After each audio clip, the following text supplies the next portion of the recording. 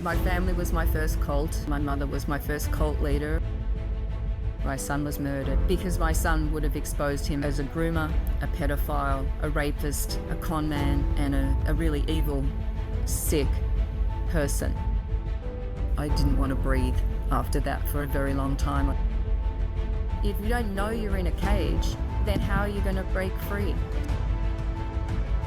Hi guys, Janica here from Multispective, and I'm here to share with you a new episode where I interview Isabella. She talks about a variety of different issues that she experienced in her life, including a narcissistic mother, losing her husband to death, joining and being in a very, very abusive cult, and then losing her son to murder in the cult. So stay tuned. Don't forget, drop a comment below letting me know what you think. And please don't forget to subscribe if you like this content. We're here to help. We're here to heal. We're here to provide any kind of help anyone might need. So feel free to contact us if you feel like you need any help in your own journey. Isabella, welcome to Multispective. I am so glad to have you here with us. How are you doing today? I'm excited to be speaking with you, Janica. Looking forward to our conversation. Yeah. Thank you for the opportunity to share my experiences with you and your audience. Of course, of course. You know, you have quite a unique story. It seems like there's a lot of different facets to your story. So could you just tell us, where does your story begin? The story begins from childhood. My family was my first cult. My mother was my first cult leader, and she had a narcissistic personality disorder and did the typical cult leader things, like triangulated my brothers and I, and basically had us all either aligned with, when we were aligned with her, then she would be kind and loving, and if we opposed her, she would be vicious and nasty. She was very critical, self-absorbed, and she used me as her confidant when she was going through the divorce with my dad, and I was only about 12 at the time, and she told me things that I shouldn't have known, or shouldn't have been concerned about, and that really set me up for the rest of my life, and also the cult experience that I then got into, because no one enters a cult knowing it's a cult. You know, I thought I was had found my guru when I was going into an ashram to further my spiritual training, but that's not what happened. I was actually very vulnerable and ready to be taken advantage of by the cult leader. Right. So she said. So you mentioned though that you were sort of born into it. I just want to delve a little bit more into that. You said your mom already was a leader. So No, the family dynamic was run like a cult. So from my understanding, cults aren't necessarily just religious or spiritual groups. They can be a family, it can be a relationship, there can be a cult of one, where the same dynamics that operate in a high control group like a cult operate in a relationship. There are also cults that are multi-level marketing groups or political parties or sporting groups, so the same dynamics that played out in the cult that I later became a part of played out in the family. You know, my mother was the arbitrator of truth, and everyone had to follow her rules or else you were ousted, and she triangulated people, she gaslit, she lied, there was the psychological abuse, the psyops, all the same features of a cult were present in my family. Right. And so that's what I mean. She wasn't necessarily out there being a cult leader. In fact, she was I suppose she was an atheist cult leader. And so I was raised as an atheist, where this was particularly damaging because she told us that God didn't exist, that in fact it was anyone who believed in God or was religious was really almost a subhuman, really very unintelligent and pathetic. And so I grew up with this superior attitude to other people, somehow I knew better than them. I really knew what was going on, whereas everyone else was fooled by this whole God business. Right. So that took a while to heal from as well. Interesting. People generally think of a cult means that it must be some form of religious belief or some ideology that is stemming from religion, or at least that these leaders would use religion as a way to kind of like mind control people. But it doesn't necessarily have to be that. It can just be someone who just has this narcissistic kind of like power of being able to like make everyone believe whatever it is that the individual themselves believe, and create behaviors around that where everyone feels this need to please their leader in a sense. What ways would you say that it's impacted you and your siblings and your father as well? Well, what it created in me was a self-love deficit disorder, which is what a narcissistic personality disorder is as well. Like to the those looking from the outside, someone with a narcissistic personality disorder, you'd say, oh, they love themselves, they're so self-absorbed. They don't actually. They hate themselves. They've got a void of self-hatred that's unfillable. And the way that they get their needs met is to create this false persona that knows it all, that's, confident, but really they're extremely damaged individuals. And the problem with someone with a narcissistic personality disorder is they have no ability to self-reflect. They have no empathy. And that's not really something that can be fixed. Yeah. Can you tell me about the role of your father at this point? How close were you to him? How secure and safe did you feel around him?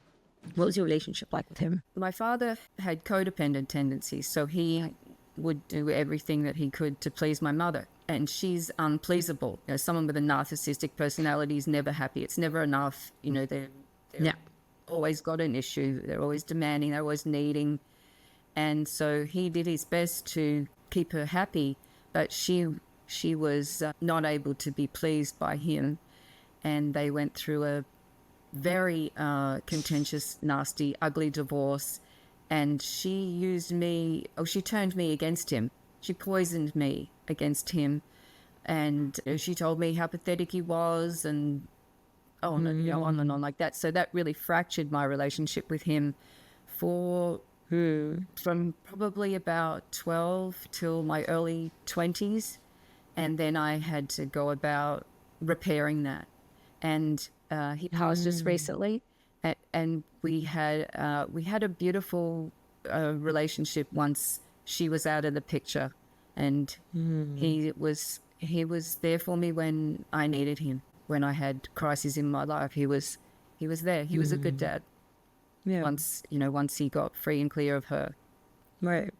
So would you say, like, when you were still with your mom, before you were 12, when your mom and dad were still together as well, would you say when you say that your dad was always trying to like please your mom and listen to her and follow her rules, and kind of codependent, would you say that he would sort of follow whatever she would kind of dictate regarding how to treat you? I wouldn't say she generally didn't.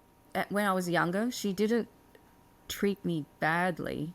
She was just so obsessed with herself that I just sort of fell out of I didn't really matter so much. What I, was really feeling as a child didn't really matter. It was more the external appearances that were important to her, that we looked like we were a happy family or whatever, but that wasn't really what was happening behind the scenes, behind behind closed doors. There was a lot of fighting and just tension and happy home.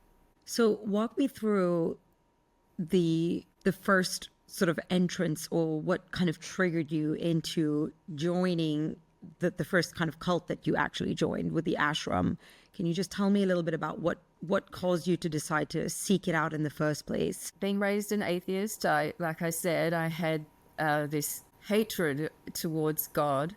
And when I was in my early 20s, I met a man who ended up being my husband. And we had a really very beautiful relationship where he was a wiser, older man. He shared with me books, and we did meditation together, and we did a tantra course together. So he basically initiated me into this, spiritual path. We were living out my dream, which was to be on a couple of acres with fruit trees and animals and chickens and vegetable garden and all that. And we had a a child together, and I was 3 months pregnant with our second child.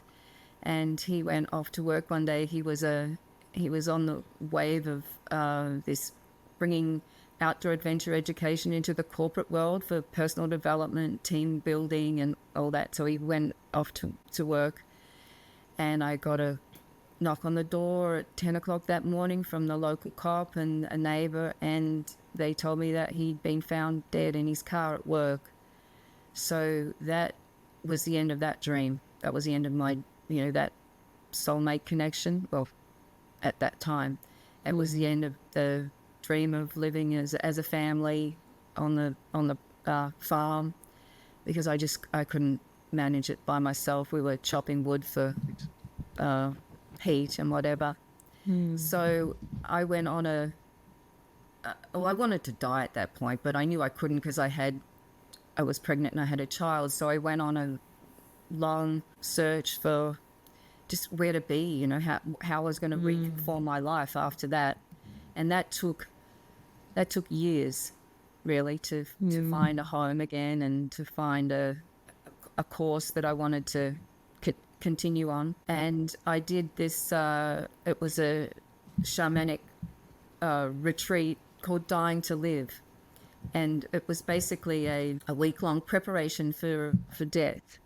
It was a sensory deprivation, so we were blindfolded and we were in silence unless we were in the temple space, where we wrote our eulogies, wrote letters of forgiveness and apology, and wrote our wills out, and basically just prepared as if we were going to die on the last day of the retreat. And I put my heart and soul into this because I knew that I really, my death wish had been so high really since he died, and I knew it wasn't healthy at all, because I understood that if I kept going down that road, that's where I would go, and I didn't want to do that to my children. So on the last day of the retreat was this guided meditation. That was a death experience, and I remember the words Antakarana and Merkaba, and then I just went out. I went way, way out, and I met these beings where I was given some instructions, and one of them was to start training with this spiritual teacher. I'm going to use air quotes because he's not that at all. And I came back from the meditation, and I was really, it took me 4 days to basically like recoagulate my body from that experience. And then I called him up. I told him what had happened, and he said, come and meet me in New Zealand. He was doing a Millennium event, so this is back in 2000. And then following that, he said, why don't you come and train with me he had a ashram in Laguna Hills in California. And I was looking for a spiritual teacher. I did want to be guided. My life had become mainly my children and my spiritual path, my growth and evolution. And I knew I was wounded. I knew I had issues, and I knew that I needed healing. So I had been to India during that time to stay in an ashram a couple of times. So I wanted a guru. So there he presented himself as my guru, who knew me better than anyone else. And I went over to America. I went first for a month by myself. My mother looked after my children, and I lived in his home with him. He had a couple of different homes that were part of the ashram, and so there was a small community there, and then people from the outside the houses would come to. We had like group meetings, satsangs, darshans, and all those sorts of things. And I was living in the home basically as the housekeeper, really. I was cooking, cleaning, taking care of the home like that, which of course is presented as a great honor. Anything that you do for Guruji's great honor. You're so blessed to be able to serve him. Right. So at the end of that month, we went on a retreat to Sedona. It was some grand stellium or whatever powerful event, and we on the last night of that, we went up to watch the sunrise from this rock tower, and there was a group of us, about 12 people, and he called me up faced me into the setting sun and said, cast your deepest desire into the sun, which is to serve God. That's my deepest desire. It's still the same.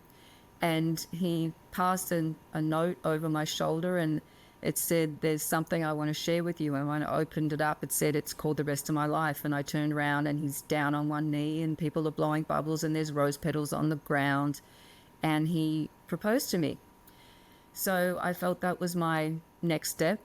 And I said yes. And we were married, spiritually married, and then went and got the children and came back, and we had a formal wedding and started life as a family in this ashram. Did you feel like you loved him, or was this, did you feel like this was something you just kind of had to do because he's your guru and you have to kind of like, you know, Yeah, that's so abide? interesting, because I would have said that I loved him. You know, I know that I said, and I felt like I loved him, but I wasn't attracted to him. He's this little like gnomish guy, and he lived most of his recent adult years as a gay man with a gay husband. So he was very effeminate and Right. not really attractive to me at all. So that felt off from the start. But mostly I felt that that was my dharma. That was my path to Your follow. calling. And Yeah. I do my best to be obedient, to follow what direction or what instructions I'm given. So, you know, I suppose I tried, but I know I remember calling a friend not long after I said, oh, I don't even like him. He's he's a horrible person. But I kept on with believing that I needed to be there because I needed to heal so I could be a better person, you know. Right. And so I stayed, and it was hell. He was, one of the ways that he always got a reaction out of me and tortured me basically was to be really mean to my children. And he, as a narcissist, he triangulated the children. So he would tell them that I loved them differently. You know, I loved one more than the other. I skipped over the bit that we consummated the marriage one time and I got pregnant. And after I got pregnant, which was only a month into the marriage, he never touched me again. I mean, he would make a public show of like holding my hand or whatever, but he never approached me ever again to have sex with him or to be like, you know, even physically close. So Yeah. that was hell. That's another form of sexual abuse that really doesn't get talked about, but I was in agony. It really hurt me, like personally, but also physically, to not have that physical affection. I had a daughter. We had a daughter, and then she was, oh my God, sounds batshit crazy, but he told everyone that she was the embodiment of Lord Ganesha, who's the remover of obstacles, and he told me that she was going to help me remove all my obstacles that were standing between me and God, or me and him. And he got all the people in the cult to venerate her, actually, you know, like put her in a chair and touch her feet and worship her and whatever. And that was so damaging for my other two children because they were supposed to do that too. So there was all these mind games going on, all these gaslighting lies. And what I found out later, like a lot of the things now that I'm talking about, it didn't come out for years. In fact, you know, even within the last like 5 years, I found out a lot of this information. So while I was in a celibate marriage, he's grooming the young boys and he's having sex with the male cult members, and he's got randoms going. He's hooking up all the time. He's going to the gym. He's off to Palm Springs. You know, he's living the life as a gay man. He has a sex addiction. That was like my mother too, you know. For the narcissist, it's all about sex, money, and power. So he had all those things going, and I was just so naive and brainwashed that I really didn't have much of a clue of what was really going on. But on the surface, like I said, he had the rules that we're supposed to follow. Was, you know, supposed to get up early in the morning and meditate and chant his name and serve him whatever he needed, and then do whatever we were doing to support his ministry, whether that's, I was writing a book at the time. I call my cult classic. Don't ever read it, don't ever buy it, but I collected stories and people who'd met him and had their lives transformed by him. So that was my service, but other people were, doing the accounting or doing the gardening or, cleaning homes or whatever. And everyone would come to our home on a Saturday morning and well, it turned out to be into the afternoon, and have to clean the house, basically with like Q-tips along baseboards and stuff like that. He had everyone serving him all the time. There wasn't much room left for an independent life, because either you were working to earn money, which was then tithed back to him, because you have to pay 10% of your income, your gross income, whether that's for wages or whether you get an inheritance or sell something. Right. All that 10% has to go to him in order for anyone to be around him. And that's how he continues on with his dirty business. I guess that's also how you you plead your allegiance, in a sense, like you show your loyalty by, by money and service kind of thing, right? What was this cult called? Like, is there a name for this group? Yeah, it's still going. It's called, his name, and I really don't like saying it because it's so his name's, he gave himself a name. Actually, he said that Yogananda came to him and gave him a name, and his name is Louis Dor Dompré, and he has the Louis Dor Dompré Foundation, and it's still running in Laguna Hills in California, and he has cults in, I'm not sure, I think it's condensed now because he's had a lot of, he doesn't really want to get into the spotlight. It's interesting because he's been able to scoot through being a fairly sort of low-key cult member.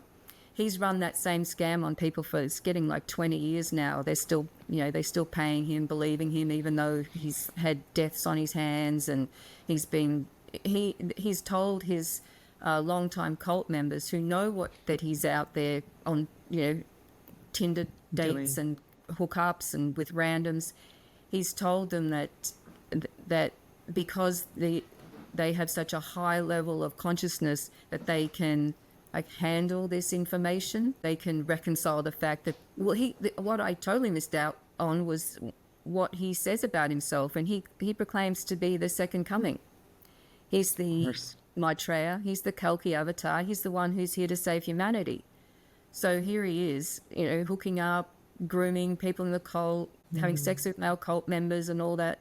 And so there's this discrepancy, to say the least, between who he says he is and how he behaves. And those cult members, he's told that they're so highly evolved that they can reconcile this discrepancy. And so they do.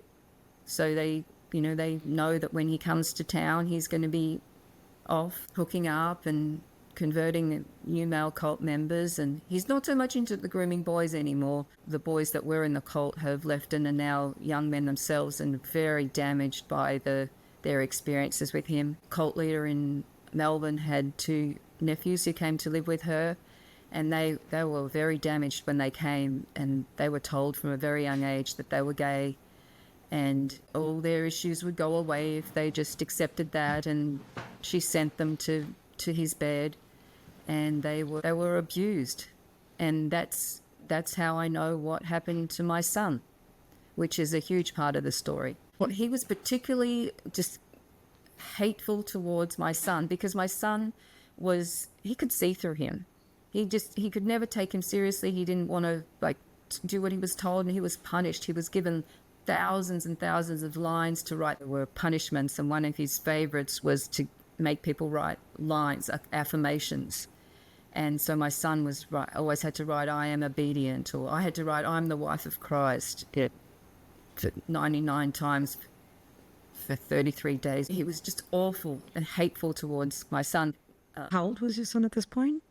At this point, he was 15. So we've been living in the cult for 7 years. And it was, like I said, it was hell. And one day my son came home from school and he was really upset. He didn't want to talk about what was going on. So I said, well, why don't you sleep on it and we'll talk about it in the morning. And in the morning he was gone. And I knew something was wrong.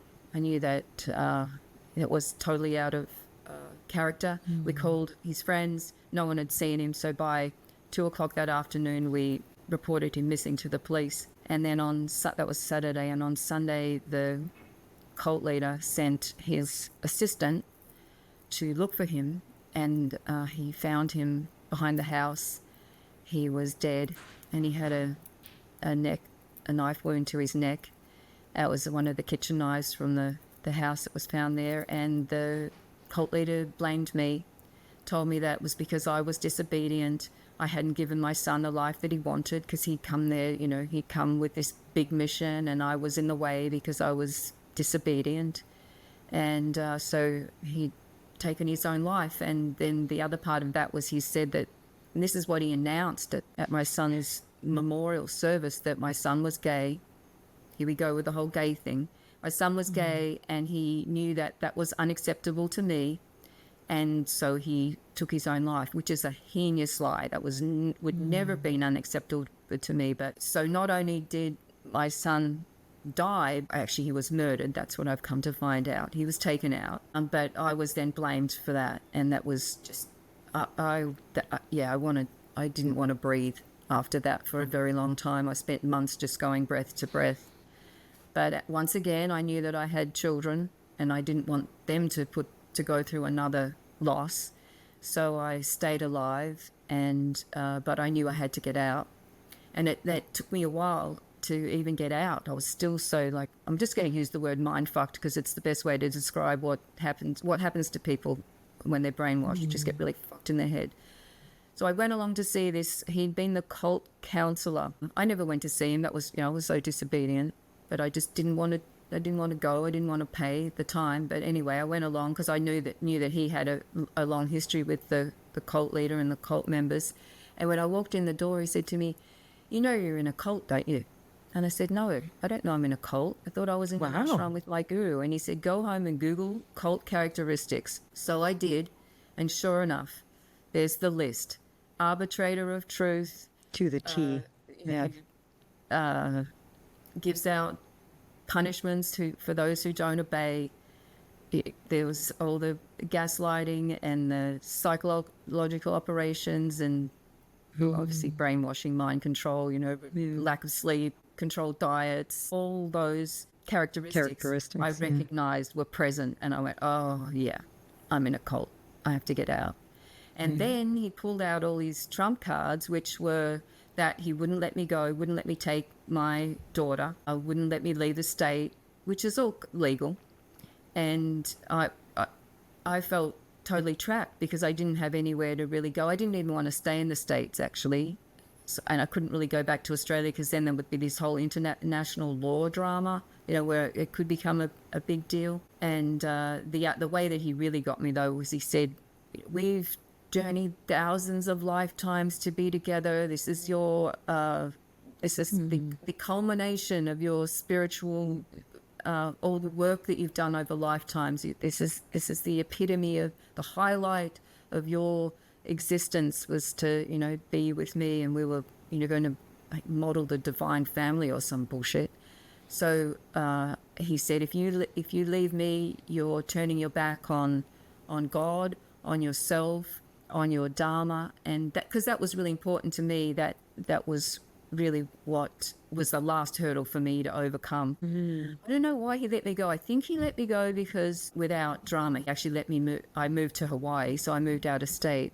But I think that he knew that I was going to I was going to end my life. Then he was going to have another death on his hands, and he didn't want any more attention on him because he'd spun my son's death as a suicide.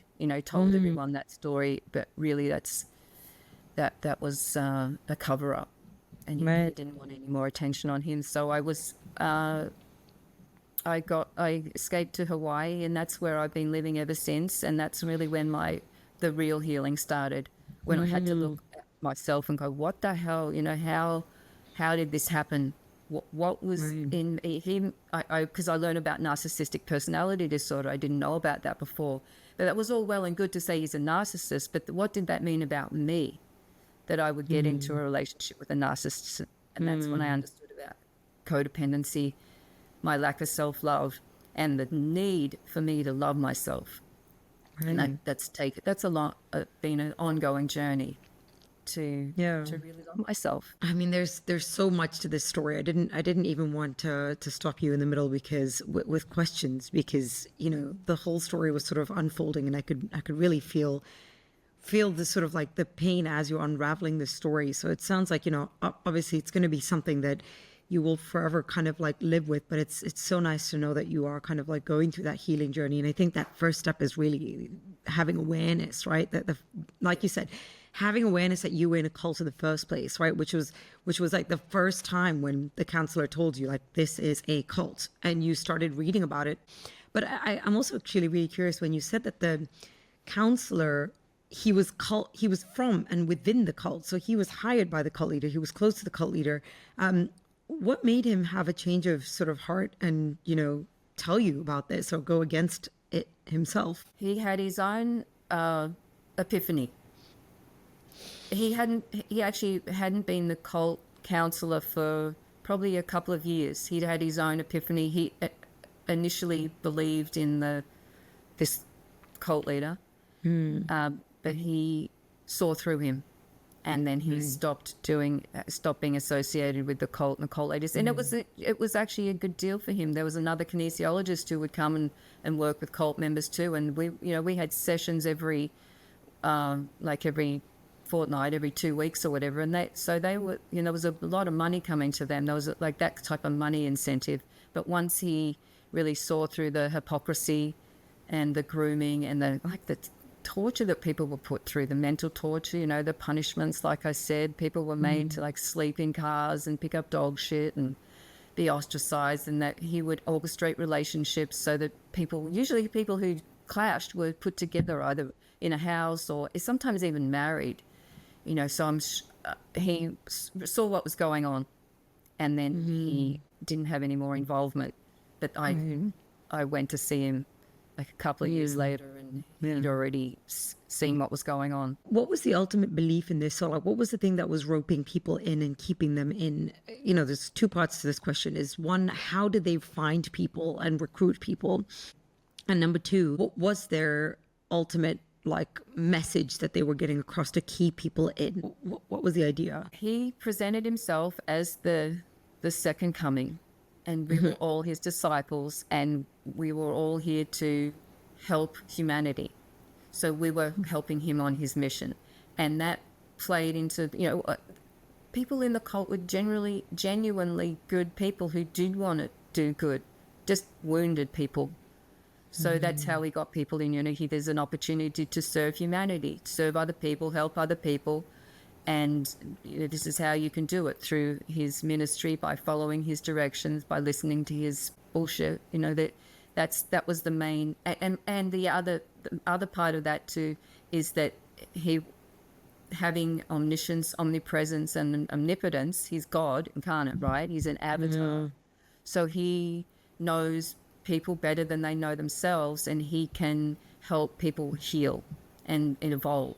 So anyone who's interested in the spiritual path, in soul evolution, he can right. And how he recruited people was he would, and still does, he does talks and seminars and retreats, and then he announces himself as their guru, and invites people in, because it's also special, right? If you get to talk to Guruji or be in his presence or, have anything to do with him, it's you're blessed. Privilege, and so people he makes people feel special. It's the same, it's a typical cult like program where you get love bombed. So you get told how wonderful you are and everyone's loving, and there's all that build up, and that's great because, we all love that. But pretty soon afterwards, there's the fear bombing. I'm just going to call it that. So where you get broken down, where you get just shredded and gutted and basically emotionally abused. And that creates a trauma bond. And then so people are like stuck in this trauma bond. And it's really difficult to get out of that, because you're always hoping, just waiting for Guruji to give you a bit of a glance or touch you on the head or something like that. There's that whole dynamic gets set up, and it's really difficult to get out of. And I just wanted to say that often the advice given to people who know people in cults is to not say anything. Like, don't tell them they're in a cult, because it's going to distance your relationship with them. Right. And then that will drive them further into the cult. You probably heard that. But if that guy hadn't told me that I was in a cult, how would I have known? Like, if you don't know you're in a cult, if you don't know you're in a cage, Yeah. then how are you going to break free? So I have an Right. issue with that just from my own experience. Like, if there's a way that you can tell someone that they're in a cult, what this is something that I'm still coming to terms with, is the fact that my family knew I was in a cult. My friends knew I was in a cult, and no one said anything to me. No one. And There no was one only said one person anything. I remember who Yeah. said, "Oh, you don't need a guru, do you?" And I said, "Well, at this stage I do, because I'm pretty messed up." Right. But my parents went along to see a cult expert a year after I left Australia. And I don't know what he told them. I Oh. think he said, "Oh, just wait till the children are 18 or whatever, because you're going to get in a legal battle with them." And they never said anything to me. And I from my experience, I feel that there's a way that information could be presented. Like, my family I've got like 5 lawyers. They've got enough legalese, enough money, enough time or whatever to be able to at least mount some kind of like information campaign. So they could have got a private investigator to follow him, photograph him with the hookups, do Right. forensic accounting, show me that the money is being siphoned off, for Right. him to, because he Right. was stashing money for his like real estate investments and portfolios and all that bullshit, while I'm still impoverished and giving money to Right. him. So, there was evidence presented to me, like, here's him hooking up with XYZ, here's the Right. forensic accountants. That would have here's opened your his eyes up actual to, life. right. Yeah, just present evidence, not just, you're in a cult, don't you? But here's the evidence, and that may have been another way to snap me out of the delusion that I Right. was in. Yeah. That may be a way for other people to present information, is to Yeah. provide more of evidence. Like, what is a cult? Give them, provide a handout, a checklist. Right. You'd gone through something so traumatic within the cult, and you were being thrown under fire over something that happened to you, right? The loss of your son. And so when that came to you, it kind of did make you like stop and think for a second. Whereas if the same person had said the same thing to you maybe a year before that, when you were a stronger believer, you really believed in what was happening, maybe you wouldn't have bought into it as much. Do you think that that's true? Like, timing matters? Oh, yeah, definitely timing. And I know that my son's death was the key, because before that I was still I was really seriously mentally ill and deluded. When I read back on things that I wrote during that time, like letters I wrote to my mother, like pleading her to, not be so antagonistic or whatever towards him, I think, oh my God, I was unreachable. Right. I think I was unreachable until my son was murdered, and then I was just completely shattered. When you were at that stage of finding out what had actually happened to your son, did you find out what was the reason behind the murder? Because my son would have exposed him as a groomer, a pedophile, a rapist, a con man, and a really evil, sick person. My son would have exposed him. And were they like worried that he had evidence, or did they know that he had some evidence of this or something, that why they felt extra threatened? How I know what happened is, like I said, there was those 2 young boys in the cult in Melbourne. Yeah. They came out later and told me what happened to them. And so I knew that was also what was happening to my son. It's just how, they're demons, really, how they operate.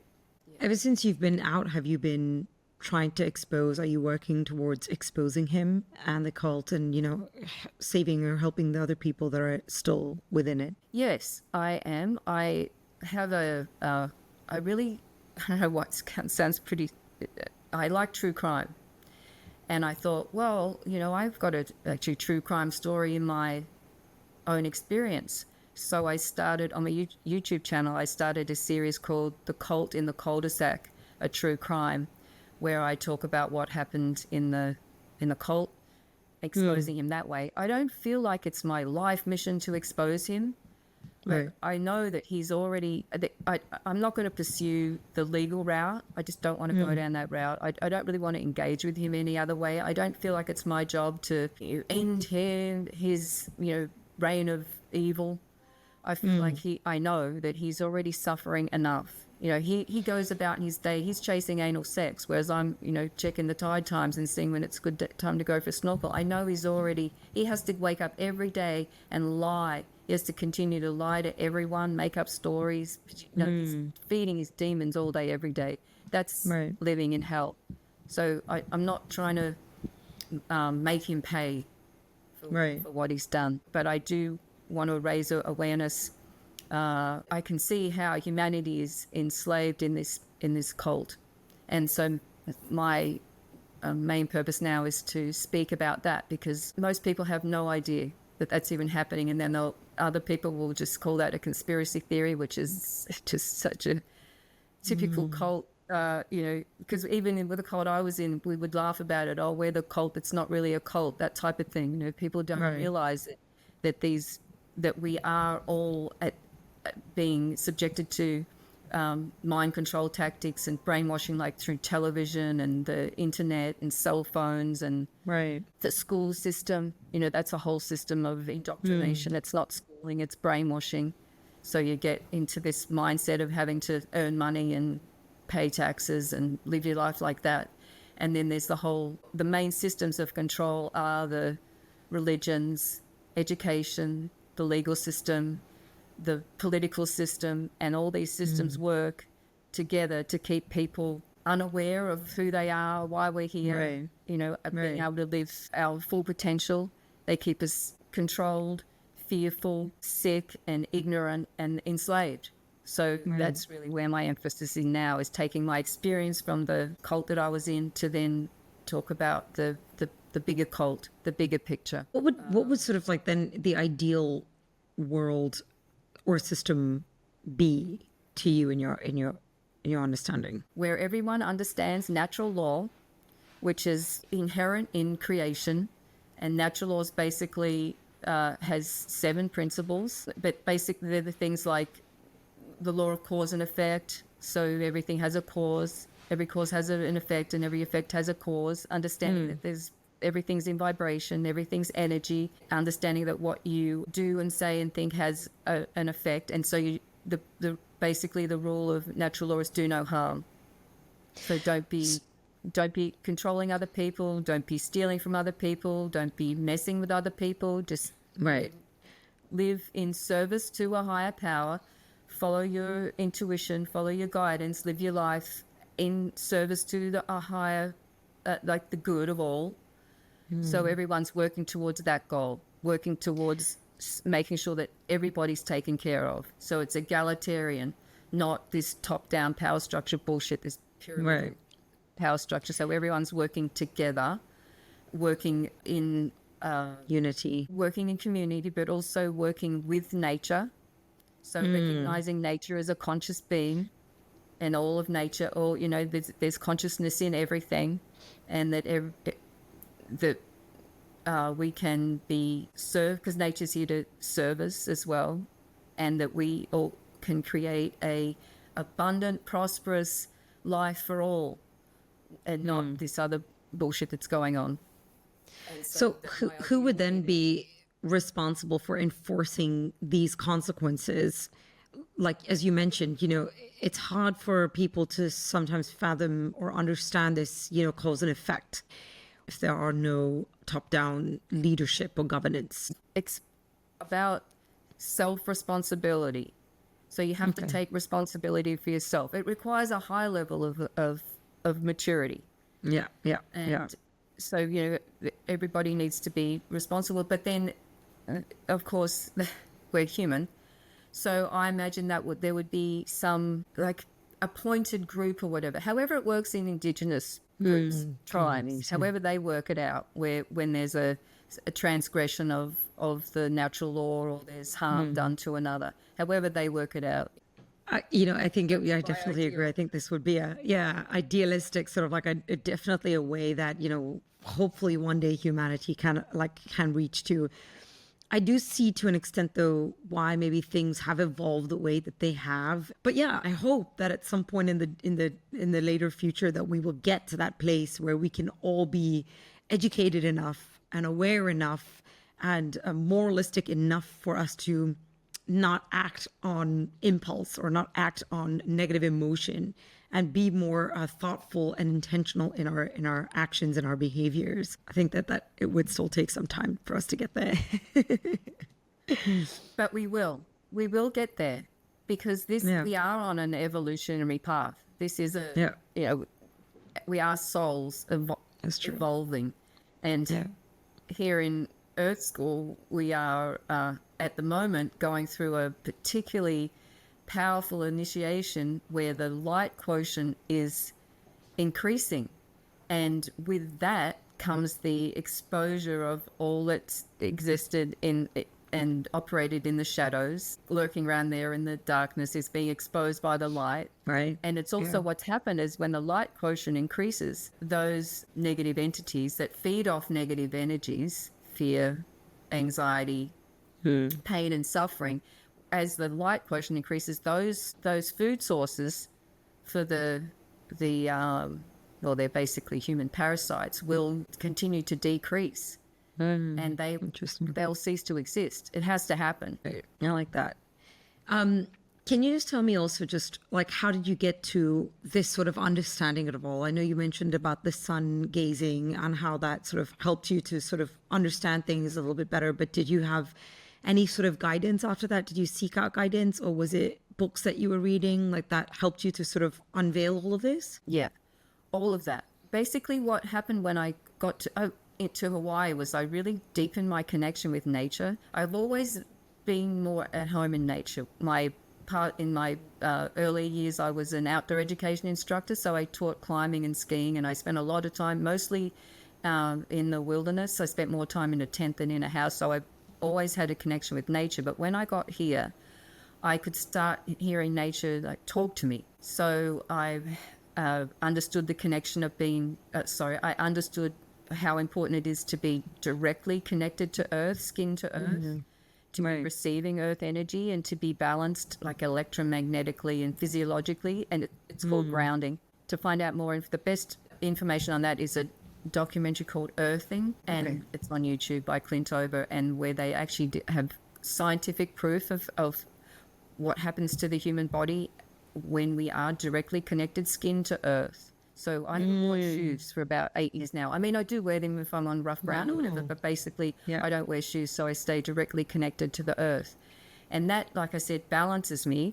I mean, we're in this electromagnetic chaos, and we have our own subtle electromagnetic frequencies, and that's easily disturbed by any type of electromagnetic forces, from electricity, dirty electricity, cell phones, computers. Being in a city, that's just chaos for the human body. So grounding is essential, just to be directly connected to the earth every day. And that can be bare feet on the earth, lying on the earth, touching trees, hugging trees, touching plants, touching pets that are outdoor pets. And then there are meditations that you can use, visualizations that you can use. Use your intention to be connected to the earth. And there are also devices. So there are grounding devices. There are shoes and sheets and mouse pads and all sorts of things, mats that you can use to stay connected to earth energy. And the other important thing about that is we're going through a lot of changes at the moment, like I said, with the light frequencies. And as you can see, just look around, there's a lot of chaos in the world. And the way I've stayed relatively stable through all the changes is to be aligned with earth energy. So whatever changes in earth energy, I'm connected to, so I'm not thrown around as much by what's happening. Right. So in addition to being connected to the earth, then I also, like I said, taken as much light as I can through my eyes, or by eating foods that are living foods, because they have biophotonic energy in them too. So I sprout my own sprouts. I eat the most freshly picked, locally grown fruits and vegetables to get the light information into my body, so that then my body's in optimal health. And drinking water that's or spring water, or water that's been out in sunlight, or natural water, pure water, blessed water, and that also increases my light quotient and my knowledge. So being connected to nature and then expanding my knowledge by reading. I do a lot of research, and as much as I want to criticize the internet and all that, it's been brilliant to be able to find so much information.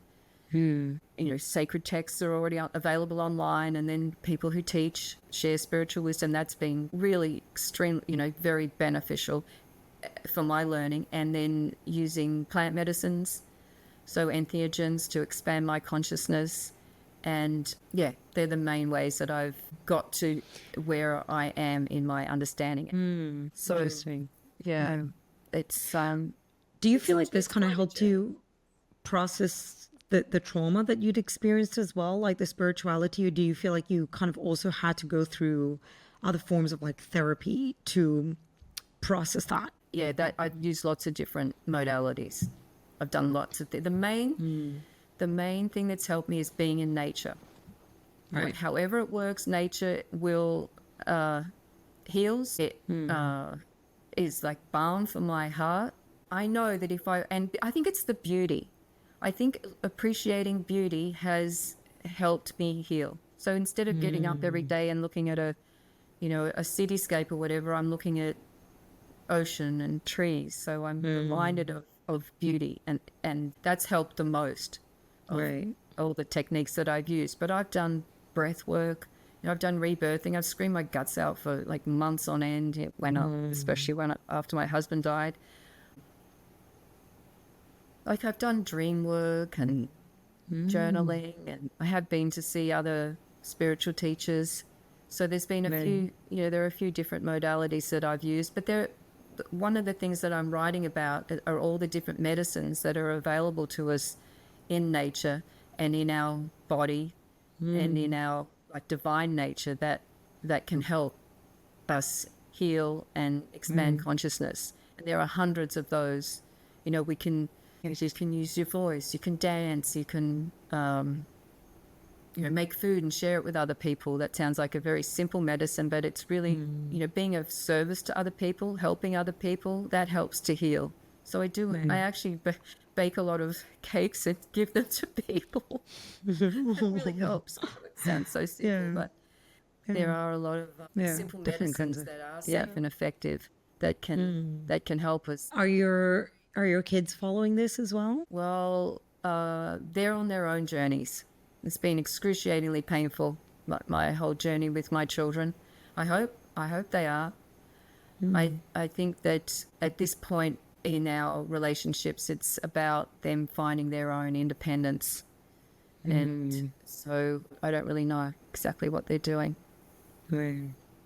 But do you know for sure that they're not a part of the cult, like they also got out of it? Well, they're out of the cult, but my youngest daughter, her father's the cult leader.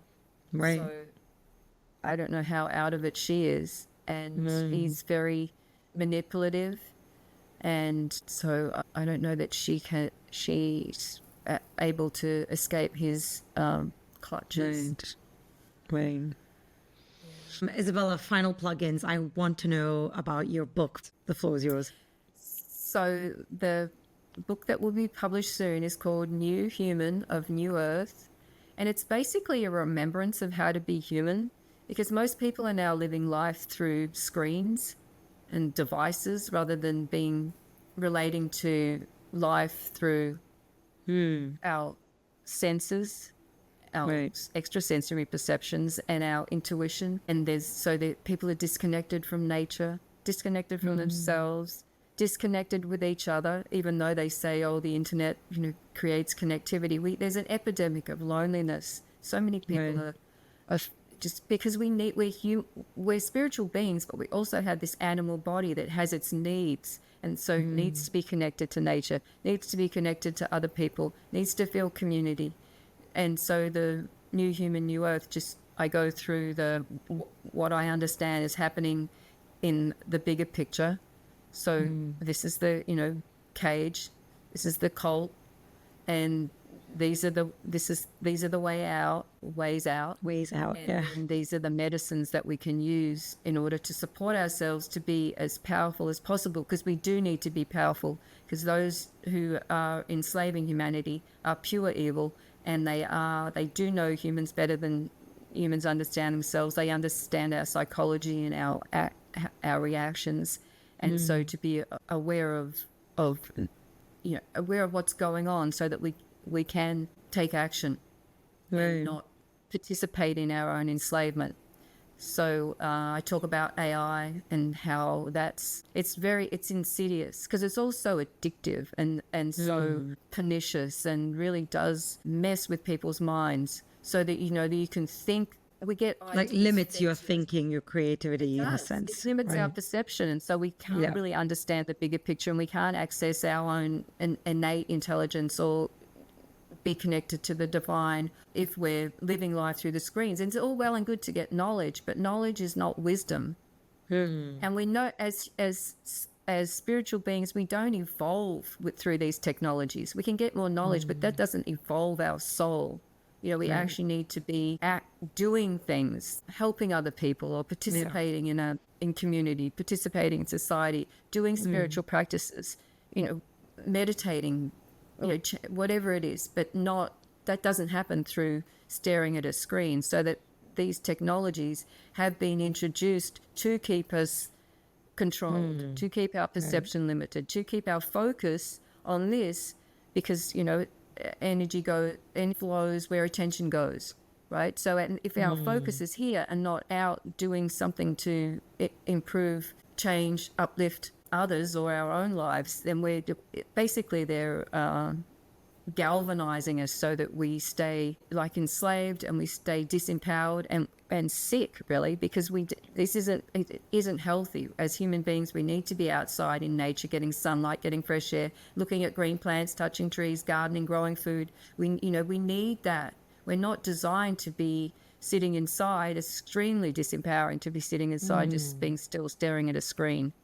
So I talk about that, and just we've got so many technologies in our body that most people don't even know about. Like I said, we've got our voice and we've got the way we can move, but there are these processes in our bodies that happen, and that's what I write about. I love that. Isabella, thank you so much for being on Multispective and sharing your journey and being really vulnerable on air with us. I think there's a lot that we can take away from this, especially the message in the last segment of our conversation, and I'll definitely put the links there as well at the bottom for our listeners to click into as well.